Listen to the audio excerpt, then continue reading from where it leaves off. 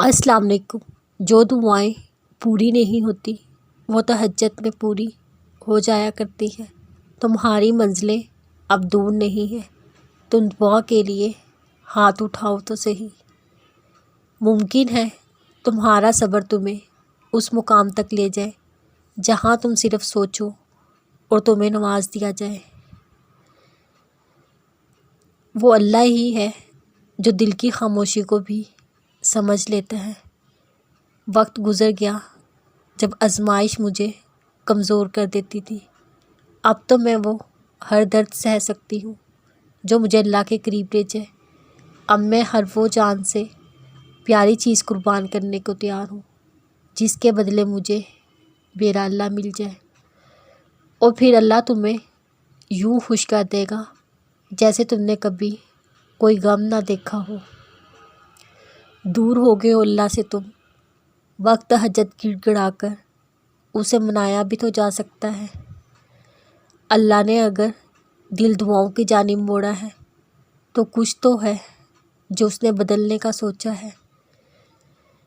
تم انسان ہو، تم ہر چیز کو نظر انداز کر سکتے ہو، تم بھول بھی جاتے ہوگے، لیکن وہ تمہارا خدا ہے جس نے تمہیں بنایا ہے۔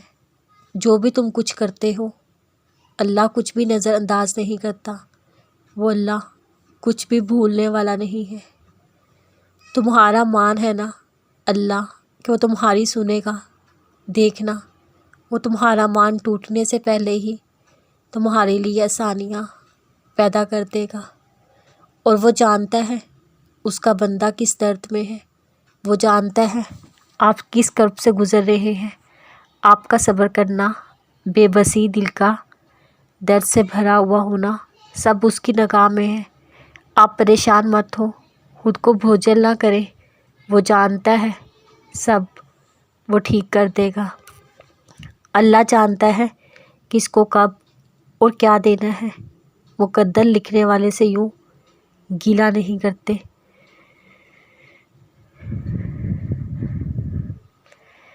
خوشی تب آتی ہے جب آپ اللہ سے اپنی پریشانیوں کو شکایت کرنا چھوڑ دیں اور جو پریشانیاں آپ کو نہیں ان پر اللہ کا شکر ادا کریں۔ جب پہنچ جاتی ہیں تمہاری اس تک صدائیں تو وہ بدل دیتا ہے نصیب کے لکیروں کو، کیونکہ وہ الخالق ہے، اس کی بارگاہ سے کوئی بھی خالی ہاتھ نہیں لوٹتا۔